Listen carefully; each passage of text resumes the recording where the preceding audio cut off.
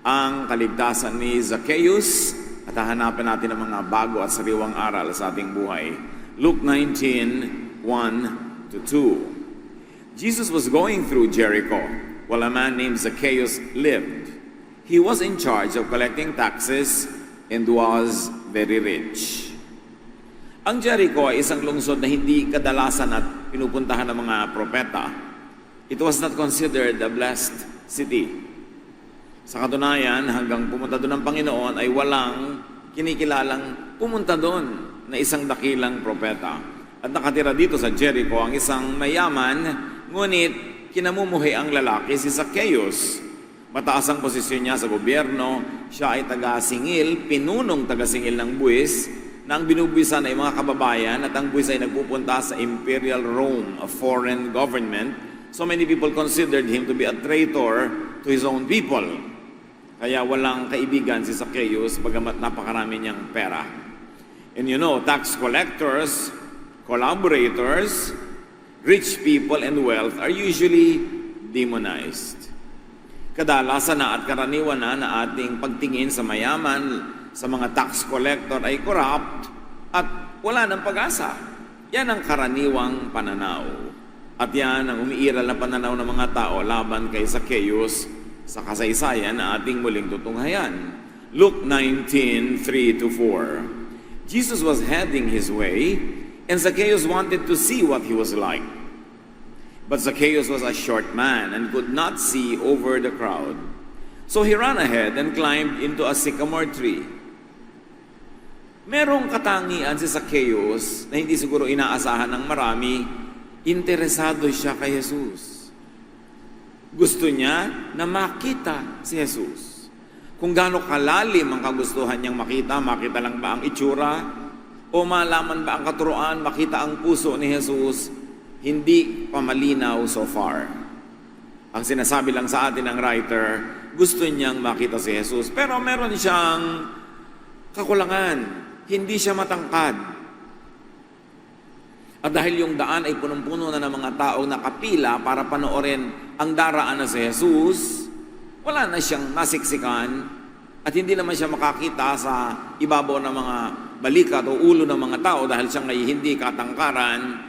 Kaya siya tumakbo papalayo doon sa maraming tao, doon sa lugar ng dadaanan ni Jesus na wala pang masyadong tao.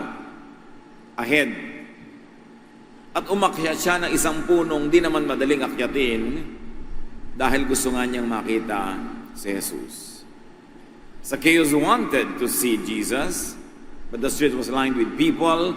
He was short, and he could not see Jesus. So he made an effort.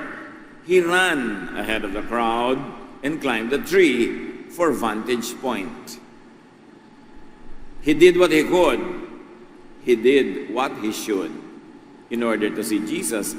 Definitely, it was not easy for a man his stature, his position, his wealth, or even his age. Hindi madali sa tao na tinitingala sa lipunan na umakyat na lang ng puno kasi parang pambata na gawain yon. Sa kanyang kalagayan, sa kanyang kayamanan, at maging sa kanyang edad, hindi madali. Pero ginawa niya. So nakikita natin, seryoso talaga siya. Gusto niyang makita si Jesus. So habang siya ay nandoon at nakabitin sa may puno, maring halos para siyang unggoy na nakasabit doon, maring nakaupo siya sa isang sanga at kumakapit sa ibang maliliit pang sanga, dumaan si Jesus. Mapapansin kaya siya sa dami ng tao? Luke 19:5-6. When Jesus got there, he looked up and said, Zacchaeus, hurry down, I want to stay with you today. Zacchaeus hurried down and gladly welcomed Jesus. Sa pagdaan ni Jesus ay siya ay tumingala at nakita niya si Zacchaeus at tinawag niya by name. Hindi niya sinabing, hoy mama, bumaba ka dyan. Sabi niya, Zacchaeus, bumaba ka dahil gusto kong tumuloy sa iyong bahay. Doon ako manananghalian, doon ako magpapahinga. I want to stay with you today. Kaya totoong-totoo yung sinasabi na seek and you will find. Sa kaso ni Zacchaeus, he sought Jesus And he found Jesus. At yung sinasabing, knock and the door will be opened to you. Totoong totoo. Zacchaeus knocked at Jesus' door, and Jesus opened his door to him. And on the reverse, Jesus also knocked at Zacchaeus' door. Sabi niya, pupunta ako sa bahay mo. And Zacchaeus opened his door to Jesus. The important thing here, na nakita natin kay Zacchaeus is, you see and you get seen by Jesus. Pag ginusto mong makita si Jesus, hindi lang ikaw ang nakakakita sa Kanya, ikaw man nakikita niya, tinititigan pa, tinatawag pa by name, at binibigyan ng karangalan na makapiling mo siya sa iyong sariling tahanan.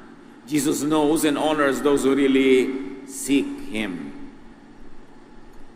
Walang tunay na naghahanap kay Jesus ang mapapahiya. At hindi mo kailangan maging maingay, hindi mo kailangan tumawag ng pansin sa iyong sarili para kapansinin ni Jesus dahil alam niya.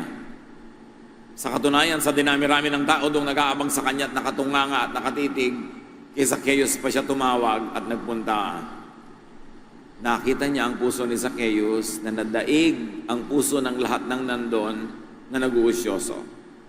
So sila ay magkasabay na lumakad patungo sa bahay ni Zacchaeus. It takes two to make it happen. Nauna na si Jesus na gumawa ng kanyang hakbang, nagpunta siya sa syudad na hindi naman pinupuntahan ng mga dakilang propeta. Ginawa niya ang sarili niya na available to Zacchaeus and to everyone else. Si Zacchaeus naman ginawa ang kanyang bahagi. Sinikap niyang makita si Jesus at nang hindi magtagumpay ang karaniwang pagtatangka, siya ay umakyat pa ng puno para lang makita niya si Jesus. O ginawa niya ang kanyang part. At dahil ginawa ni Zacchaeus ang kanyang part, ginawa na naman uli ni Jesus ang kanyang part. Tinawag niya si Zacchaeus at sinabi niya, sa iyo ako pupunta ngayong araw na ito. At ginawa naman uli ni Zacchaeus ang kanyang part. Sumama siya kay Jesus, binuksan niya ang kanyang tahanan. It always takes two to make it happen. Sa salvation, ganon. Jesus did His part, do your part. Sa counseling, hindi ko konti ang mga tao na nagpapadala sa atin ng sulat, ng mensahe, ng text, ng private message, kahit sa Facebook. Malayo po ako sa Pilipinas, pero ito pong nanay ko, kapatid ko, asawa ko, whatever, ay drug addict, ay na sugarol, ay may problema, ay alcoholic, ang anak ko po ay matigas ang ulo, ayaw pumasok sa school. Pwede po bang payuhan ninyo, counselin ninyo, dala nyo sa Panginoon? Ito po ang aming address. At lagi ang sagot natin, siya ang sabihan mo na pumunta sa amin, ito ang aming address, ay ang aming telephone number. Kasi kung kami lang mag-isa ang pupunta sa Kanya, kahit kami willing, pag hindi siya willing na tanggapin kami, walang mangyayari. Walang counseling na napapayuhan, na aakay sa tama, kung siya mismo ay ayaw niyang paakay.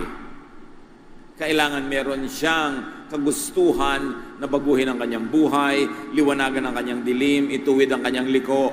Kung ikaw lang ang may gusto kay asawa kanya, anak kanya, magulang kanya, hindi matutupad hanggang hindi siya mismo nagnanais na gawin din yon.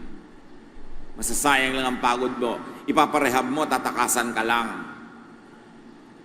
Ipapa-counsel mo, magagalit lang sa'yo. Bubuksan mo yung Biblia, pagdadabugan ka lang. It takes two to make it happen. Because every man has a free will coming from God. And the person must exercise that free will to open his heart to God and to God's ministration. Amos 3:3, do two walk together unless they have agreed to do so? The obvious answer is no. Walang dalawang nagsasabay maglakad kundi muna sila nagkasundong magsabay at magsama. Kaya sa mga mag-asawa na gusto niyong solve ang problema niyo, kailangan pareho kayong willing solve yon. Ano mang bagay, kung may participant na ibang tao, dapat yung kalooban niya ay kaisa nyo, kaisang loob, kaloob niyo siya, para may mangyari. Now, beautifully, Jesus and Zacchaeus walk together. Luke 19:7, everyone who saw this started grumbling. This man Zacchaeus is a sinner, and Jesus is going home to eat with him. As usual, may mga nagreklamo. It was against tradition for holy people to eat with sinners, to even go into the house of a sinner. It was their tradition, but obviously many traditions of Israel were not the real teachings of God. Because if they were the real teachings of God, then Jesus would have followed those traditions. So yung mga tradition na nilalabag ni Jesus, isa lang ang ibig sabihin, galing lang yun sa tao, inimbento lang ng religion, pero hindi yun ang gusto ng Ama sa Langit, dahil si Jesus ang buong kapahayagan ng kabaitan, kabutihan at kabanalan at katotohanan ng Diyos Ama. So kung merong tradisyon o batas ang Israel na hindi sinunod ni Jesus, isa lang kahulugan nun, at yun ay hindi siya lawbreaker. Ang ibig sabihin ay hindi naman talaga yun law of God at hindi mo dapat pagkamatayan na sundin. The religious usually like to identify, isolate, and punish the sinner. And even the church is like that today. Pag may kasalanan ka, ang gustong-gusto ng mga banal na hindi nagkakasala, ikaw ibisto, ibilad, ipahiya, ihiwalay, at parusahan. Yan ang gusto nila. At yun nga, ang isang uri ng salvation ni Jesus. Isang pagtalog pa lang sa maraming layers of salvation, Jesus saved this man from isolation and from the punishment of people who thought they had the right to punish him. Many religious people isolate and punish sinners to force them to become righteous. But it doesn't happen that way, and in fact, that is not the Jesus way. And we know that Jesus is the way. So dapat yung pamamaraan ni Jesus ang pinaiiral, hindi ang pamamaraan ng tao, kahit pa man yun ay tradisyon ng relihiyon. Jesus bypasses the holy and the religious.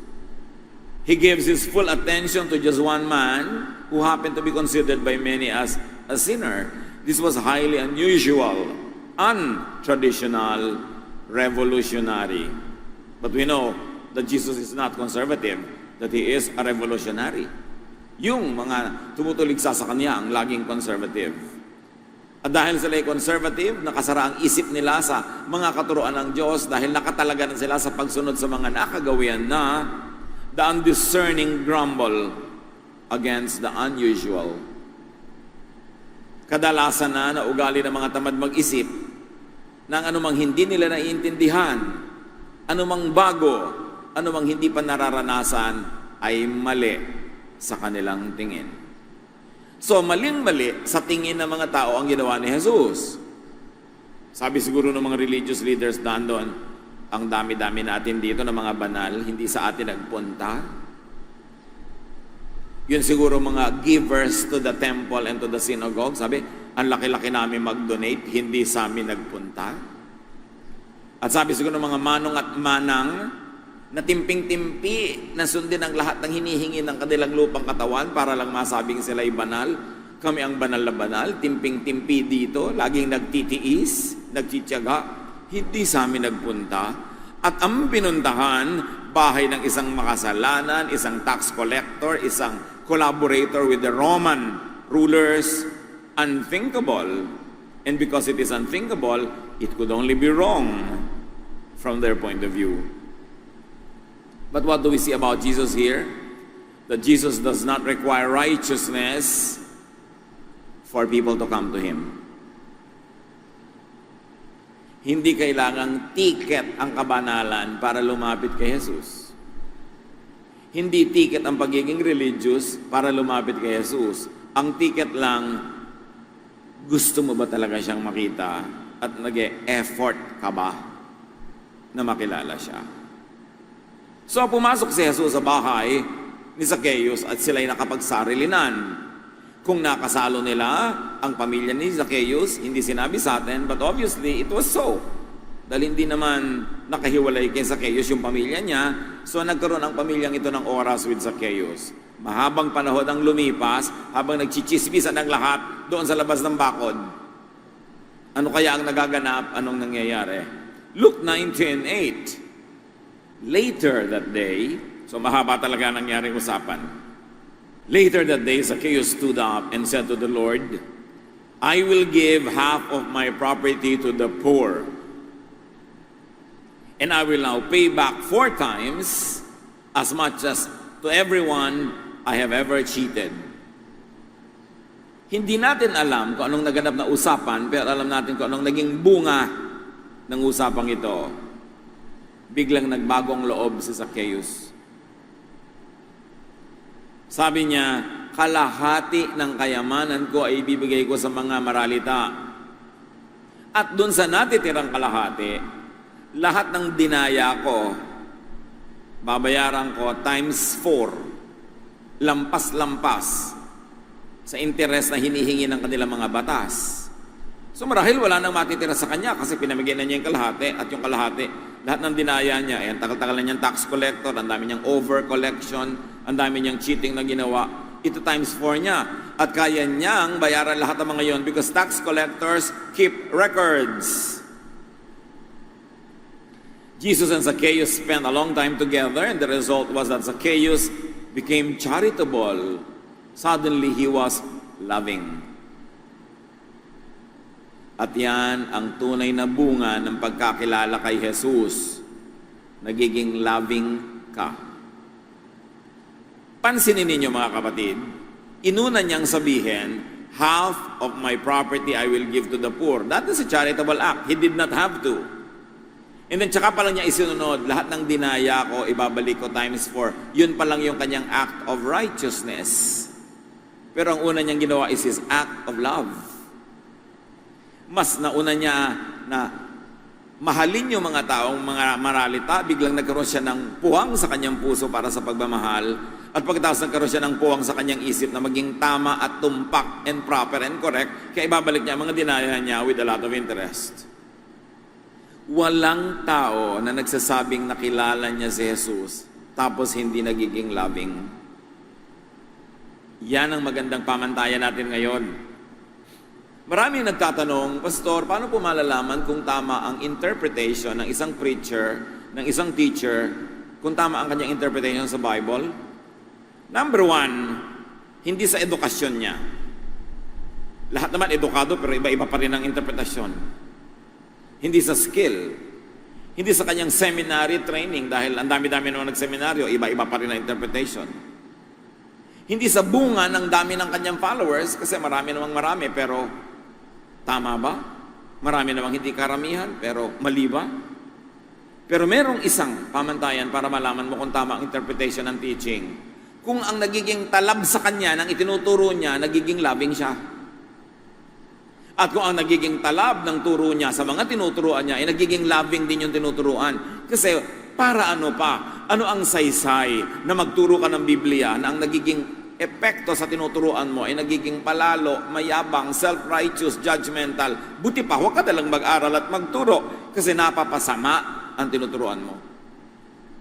Kaya sabi ni Jesus sa mga Pharisees, you travel over land and sea to win one single convert, and when you are able to convert him, you turn him into a child of hell, twice as worse as you. Nagpapakahirap pa kayo ng soul winning at pag nakuha nyo ang isang kaluluwa, nagiging masahol pa sa inyo. Kaya mabuti pa, wag na lang kayo magpagod. So Zacchaeus becomes charitable and loving. At sabi ng 1 John 4:7-8, my dear friends, we must love each other. Love comes from God. And when we love each other, it shows that we have been given new life. So paano man nalalaman kung saved na, may eternal life na?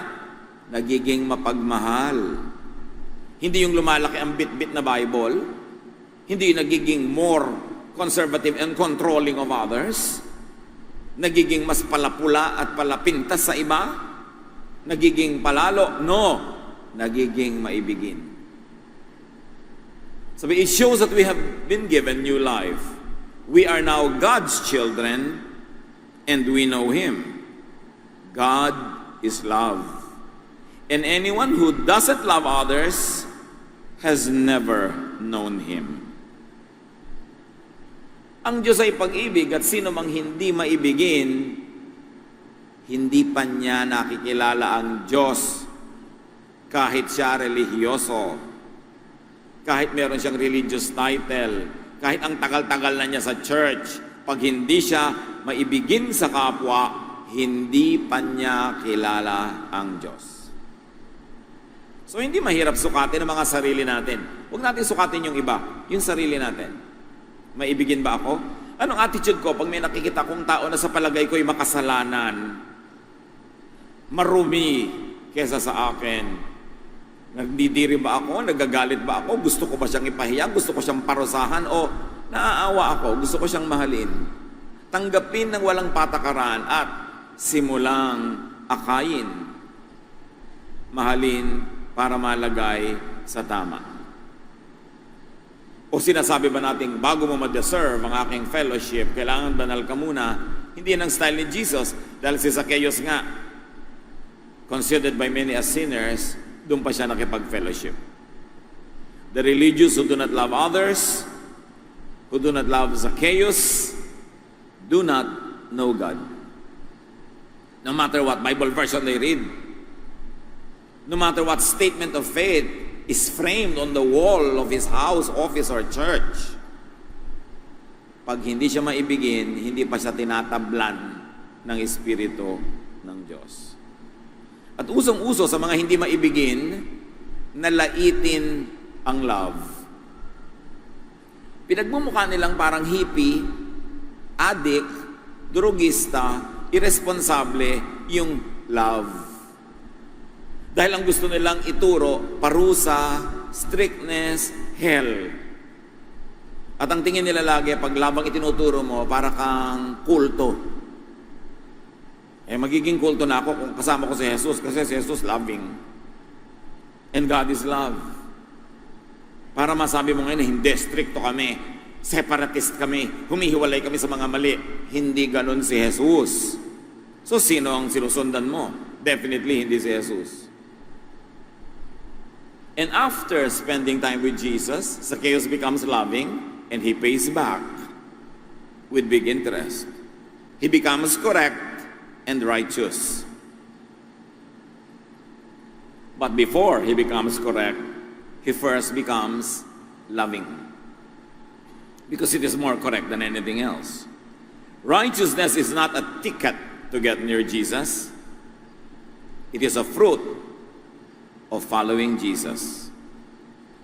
Hindi mo kailangang ginagawang requirement yon.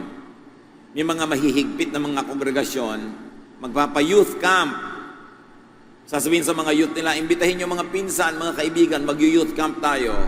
Pagkatapos bago sumakay ng bus yung magka-camp, puwera, hindi pwedeng sumama ang may kulay ng buhok, hindi pwedeng sumama ang ganitong style ng buhok, hindi pwedeng sumama ang ganito ang mga damit, hindi sila pwedeng sumama sa youth camp. Hindi pa nagsisimula yung youth camp, may requirement ka na itsura, kabanalan, hindi kay Jesus yon.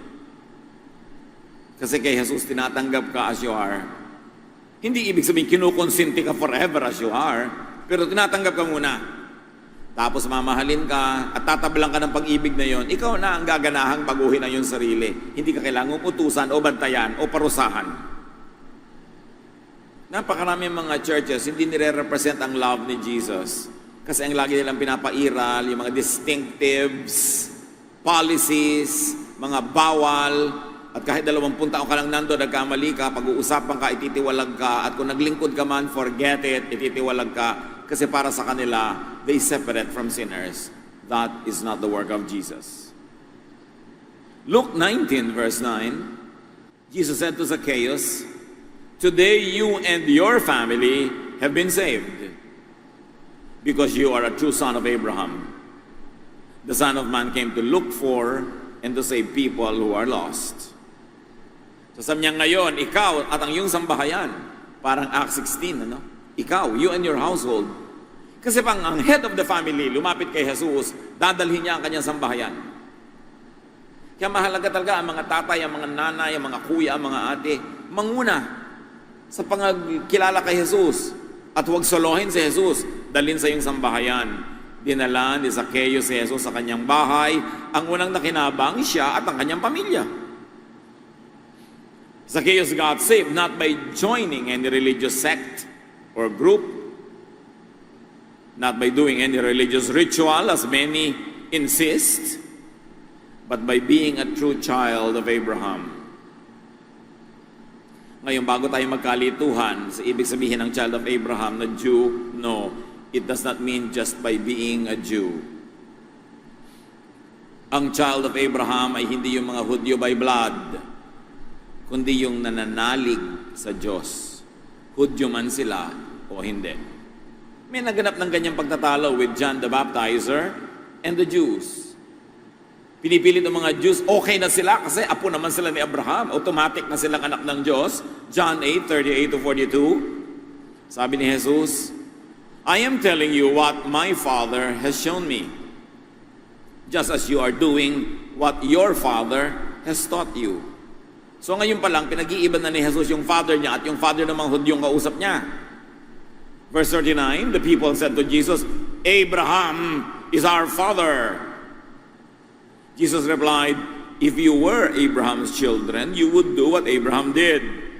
Instead, you want to kill me. Abraham never did anything like that. But you are doing exactly what your father does.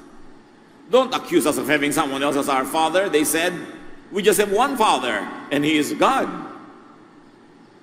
Yung mga Hudyo nakikipagtalo kay Jesus, apo kami ni Abraham, therefore anak kami ng Diyos. Sabi ni Jesus, kung anak kayo ng Diyos at apo na kayo ni Abraham, dapat mabait kayo. Pero hindi kayo mabait, gusto niya akong patayin. So hindi ang gusto ng Diyos na aking ama ang ginagawa nyo, kundi yung gusto ng inyong ama. Nililinaw ni Jesus na ibang ama niya sa ima ng mga Hudyong ito. The Jews thought that just by being Jews, they were automatically became children of Abraham and of God. And Jesus was emphatic that this was not so. John 8:42-43, Jesus answered, if God were your father, you would love me. You see? Kung anak ka ng Diyos, maibigin ka. Sabi niya, if God were your father, you would love me because I came from God and only from Him. He sent me. I did not come on my own. Why can't you understand what I am talking about? Can't you stand to hear what I am saying? Your father is the devil. Ang linaw na. Nilinaw na ni Jesus para wala nang mistake ang interpretation. Huwag niyong ipilit na anak kayo ng Diyos, anak kayo ni Satanas. Sa pinaggagawa ninyo, kahit kayo Hudyo, kahit kayo relihiyoso, hindi kayo loving, huwag niyong imagine na anak kayo ng Diyos, mali kayo, si Satanas ang ama niyo. Ganong kalinaw. Hindi mo kailangan ng scholarship para maintindihan ang linaw-linaw. Godly people, the children of God, love. That love is the greatest doctrine. Godly people, the children of God, are loving and they love Jesus. Meanwhile, religious people insist on legalism, on excuses to not love, and excuses to punish those that they consider are less holy. Zacchaeus got saved, and this means believing in Jesus. When you believe in Jesus, you get saved. Hindi mo kailangan ng ritual, hindi mo kailangan ng relihiyon, membership, ethnicity, nationality. When you believe in Jesus, you get saved. John 1:12. Yet some people accepted Him and put their faith in Him, so He gave them the right to be the children of God. Kung si Jesus ay tinatanggap sa puso at ikay nagiging anak ng Diyos, naging symbol ng puso yung bahay ni Zacchaeus. Tinanggap si Jesus sa bahay na yon. Kaya lahat ng nakatira doon yung pamilya, sabi ni Jesus, you and your family, you got saved. Pag pinaliit mo yung bahay, puso ng tao. Pag pinalaki mo, anybody, everybody who accept Jesus becomes the home of the Holy Spirit and you get saved. As many as believed Him, who received Him, who believed in His name, He gave the right to become children of God. For God so loved the world, lahat, that He gave His one and only Son, that whoever, kahit sino, believes in Him will not perish, but will have everlasting life. It has always been salvation by faith, not by blood, not by ethnicity, not by tribe, not by nation, not by religion, not by congregation, not by ritual, but by faith. Galatians 3:7. And so you should understand that everyone who has faith is a child of Abraham. Nadinig nyo ba, church? Everyone who has faith is the real child of Abraham. So hindi yun yung ethnic Jews, hindi yan any particular nation. Anyone who has faith in Jesus is the real child of Abraham. At kaya niya sinabi kay Zacchaeus, you are really a child of Abraham. Salvation has come into your house. It doesn't mean that because you are a Jew, but it means because you believe in me, you are a real child of Abraham. Therefore, you and your household are saved. Zacchaeus got saved from judgment, from punishment, and from hell. And this is the usual definition of salvation, that you get saved from eternal punishment, from hell. But more than that, at least for the moment while he was alive, Zacchaeus got saved from his greed, his selfishness, from himself. At marami sa atin, mga kapatid, hindi pa natin kailangan ngayon ng salvation from hell. Ang kailangan pa natin ngayon, salvation from ourselves, from our greed, from our lack of love, from our selfishness. At ganoon din ang pangangailangan ng marami nating mahal sa buhay. Zacchaeus got saved from delusion, from wasting his life on just making wealth, on making enemies while he was making wealth, and on isolating himself from the people and from God. Yan ang maraming salvation. Hindi ka lang kailangan ma-save from hell. Kailangan ka rin ma-save from yourself. At kailangan ka rin ma-save from your wrong ideas that life is all about just making wealth, even though you make enemies in the process. At lahat yon naunawaan ni Zacchaeus. Kaya sa isang iglap ng kaliwanagan, naging handa siyang ibigay ang kalahati ng kanyang kayamanan sa mga hikahos. Love yun. At handa siyang bayaran lahat ang kanyang dinaya at dagdagan pa ng interest. Righteousness yun. Magkasama, pero love first. Maraming mga tao sinisira ang buhay, sinisira ang pamilya, sinisira ang relasyon dahil lang sa pera. At naligtas si Zacchaeus sa malaking kahibangan at kasinungalingan na yon.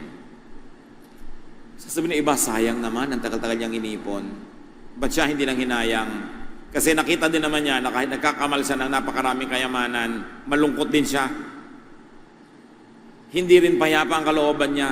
Galit pa sa kanya ang maraming tao. So yung kayamanan niya ang naging pabigat sa kanyang buhay. It is not always so. Sometimes yung kayamanan pampagaan, pampasarap lalo ng buhay. Pero kung hindi mo dinadaya ang kapwa mo, hindi ka nagnanakaw at hindi ka nalalayo sa iba para lang makuha mo yung pera nila. Sa malinis sa paraan, why not? That's what it means also that Jesus came for and to save the lost.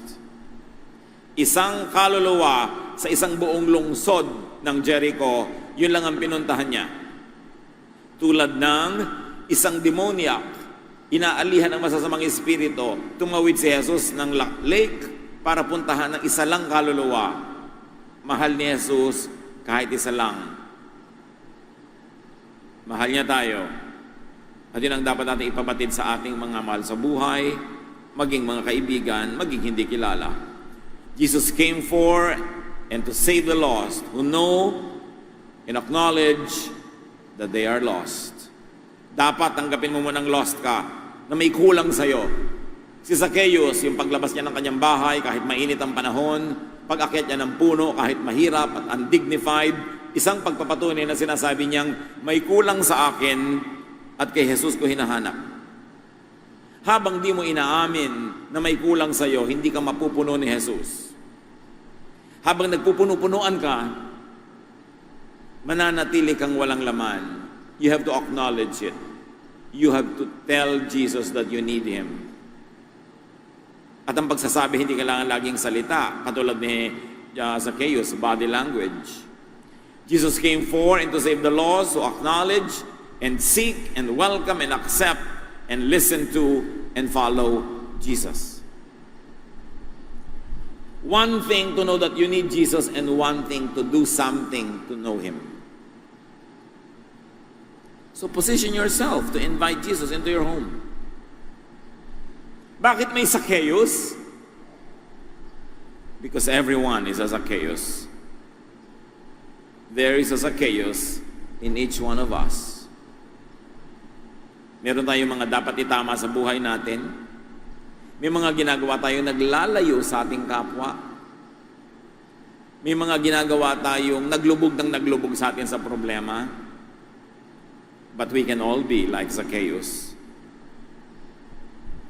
Lapitan si Jesus at lalapit din siya. Tawagan si Jesus at sasagot siya.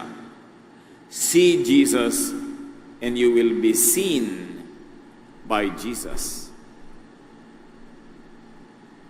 Hindi yan one way. Climb your tree to see Jesus. Gusto mong makilala si Jesus, mag-invest ka naman ng panahon. Umattend ka naman ng Bible study. Magkaroon ka naman ng ministry. Kasi sa ministry, katuwang mo at kasama mo si Jesus. Sa worship, nakaupo ka lang, dinadakila mo si Jesus. Pero pag may ministry ka, naglilingkod ka, katabi ka niya, sabay kayo naglilingkod. Because He came to serve. And the greatest fellowship with Jesus is to serve. Because in service, and in the field of service, that's where you become one with Jesus.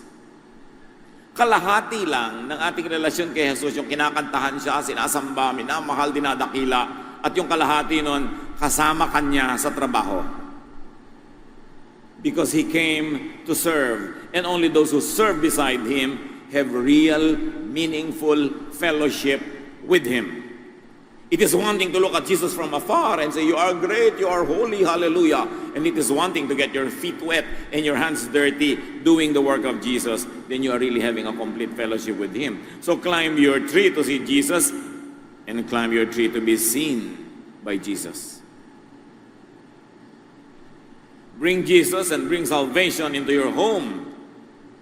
Sabi ni Jesus, today, you and your family have found salvation. Dinala niya sa kanyang bahay si Jesus. Children of God are children of life. It is important. And children of God are children of spiritual abundance and serenity. So dapat ang ating pamilya, ang ating mga kasambahay, mga kapitbahay, at kung kayo may mga opisina, lalo't kung kayo may impluensya, kayo supervisor, manager, owner, dalhin niyo si Jesus sa inyong tahanan. At tahanan can mean also your office or your workplace. Zacchaeus became rich enough as to overflow with generosity and honesty. If you are spiritually rich, you overflow and excess baggage flows out. At naging excess baggage ay yung kayamanan nagpapahirap lang sa kanyang buhay. Pero hindi laging ganun, kasi minsan yung kayamanan hindi naman pahirap at hindi naman mali ang pagkuha mo, then you can keep it. Sabi ni Jesus sa John 10:10, a thief comes only to rob, kill, and destroy. I came so that everyone would have life and have it in its fullest. So save yourself and others from the thief. Salvation din yan. Maligtas ka kay Satanas na nagnanakaw, pumapatay, naninira. Matthew 9:35-38. Ano ba talaga ang ministry ni Jesus? Jesus went to every town and village. He taught in their meeting places and preached the good news about God's kingdom. Jesus healed every kind of disease and sickness. When He saw the crowds, He felt sorry for them. They were confused and helpless, like a sheep without a shepherd. He said to His disciples, a large crop is in the fields, but there are only a few workers. Ask the Lord in charge of the harvest to send out workers to bring it in. Ang gawain ni Jesus ay magpalaya, magpagaling, magpatibay, magpatuwid, magpaliwanag. At bawat nayon, bawat bayan-bayan ay pinuntahan niya para dalhin ang kanyang ministry. At yung nakikita niya ang mga tao, angaw-angaw, pulo-pulutong, ang dami-dami, gutom na gutom sa turo, gutom na gutom sa pagmamahal, gutom na gutom sa atensyon ng spiritual leader, awang-awa siya. At sabi niya sa kanyang mga disipulo, idalangin niyo sa Ama na magpadala ng mga ani, mga manggagawa, ang daming gagawin, ang konti ng workers. Ang daming kaluluwang dapat alagaan, konti nang nag-aalaga. At yung mga hindi nag-aalaga, kinikriticize pa yung nag-aalaga. Pabigat ang trabaho. Sabi niya, ask the Lord of the harvest to send workers because the harvest is plentiful, but the harvesters are few. Isaiah 6:8. Then I heard the voice of the Lord saying, whom shall I send? Who will go for us? And I said, here I am. Send me. One of the most beautiful sentences in the Bible. Sabi ng Panginoon, sino kaya ang kakatawan sa atin? Sinong ipapadala natin? Isusugo natin. At sabi ni Isaiah, narito po ako ang pag-utusan nyo. Pag-utusan nyo. Nawala na sa bokabularyo ng mga Pilipino yun eh. Nung araw, pag nag-meet ang dalawang taong hindi magkakilala, hindi how are you ang sinasabi. Ako po si Antonio ganito, pag-utusan po ninyo. Napakagandang attitude na, here I am, send me, I like to serve you. Let Jesus enter your heart, your home, your house. Yun ang una nating lesson from Zacchaeus. And then open your heart, your house to Jesus. That Zacchaeus did. Mga kapatid, ang camera, alisin na natin kay Zacchaeus, ilagay na natin sa ating mga sarili dahil tayo rin si Zacchaeus. Kaya natin pinag-aaralan siya, hindi para siya hangaan, kundi para siya tularan because there is a Zacchaeus in each one of us and we can do a Zacchaeus. Turn your house into a house of life instead of a house of death. Turn your house into a house full of life, not full of struggle and problem and guilt and worry. Turn your house into a house church. Napakahalaga na hindi lang tayo sa malaking bulwagan, sumasamba, nag-aaral ng salita ng Diyos. Hanggang sa mga bahay natin dapat ginagawa yon. Sa katunayan, ng mga original believers, yung kauna-unahang first generation Christians, sa bahay-bahay sila sumasamba, doon sila nag-aaral, doon sila nagtuturoan. At habang nangyayari yon, konti-konti sa ibang bahay, konti uli. Magkakakilala sila, magkakapalagayang loob, nagkakatulungan, nagmamahalan, at ganun dapat ang church. And what do we do in times like this? Sa panahon natin, ang dami-dami natin, dapat meron din tayong home groups. Dadalhin nyo rin si Lord sa inyong office, sa inyong bahay, sa inyong factory, kahit saan kayo may influence. Kailangan yung influence nyo at yung ibinigay na blessing sa inyo ni Lord, gamitin nyo para sa paglingkuran so that you become like Zacchaeus. And the number one beneficiary will be your family. Whether it is your biological family or your corporate family, you do as Zacchaeus. Sa sulat ni Paul kay Philemon 1:2, from Paul, this letter is to you and to the church that meets in your home. So you see, the church is not a building. The church is a group of believers who meet in a home. Romans 16:5, greet the church that meets in their home. The church is people, not a building. And wherever they meet, that is the church. Kaya may home church. The first churches were home churches. And there's no reason in this day and age to not continue that beautiful tradition to have home churches. Kaya nga tayo may mga sambahay, mga kapatid. Member na ba kayo ng sambahay? Meron kung minsan nagre-reklamo, laki-laki naman ng church na yan. Kahit 5 taon na ako umaatin, wala man lang akong kakilala, wala man lang bumabati sa akin, wala man lang dumadalaw sa akin. Nakikisangkot ka ba sa home church o sa ministry group? Siyempre, kung para kang prinsesa, nakaupo sa tasa, dating alis, sino nga makikilala mo? Kailangan gumawa ka ng paraan katulad ni Zacchaeus, umakyat ng puno. Nakita ni Jesus, sabi ni Jesus, pupunta ako sa bahay mo. You've got to climb your tree and do something to bring Jesus to your home. And when you bring Jesus to your home, your family, your household, and your neighbors also get blessed. Mahalaga na nakikipagkaibigan, nakikipagmabutihan sa kapwa Kristiyano, mga kapatid. Napakalaking advantage, hindi lang spiritually, kundi practically, na active ka sa church, na involved ka sa buhay ng marami. Pag nagkasakit kami, mga dumadalaw, pag namatay kami, naglilibing sa'yo, may naglalamay, pagka ikaw ang namatayan, may nakikirami sa'yo. Pero kung hindi ka gagawa ng paraan para ma-involve sa buhay ng kapwa mo Kristiyano, lagi ka lang nakahiwalay. At lalo na kung ang pamilya mong biological, hindi naman mga believers, ang nangyayari, sobra kang isolated pagkasama mo sila, tapos pag nasa church ka, isolated ka rin, you've got to do something And more than just being a recipient, it's also important to be a harvester for God. To bring souls into the house of God. Turn your home into God's house. Mahirap yon. Mahirap magbukas ng bahay para sa isang Bible study. Mahirap magturo. Mahirap mag-invest sa relationships.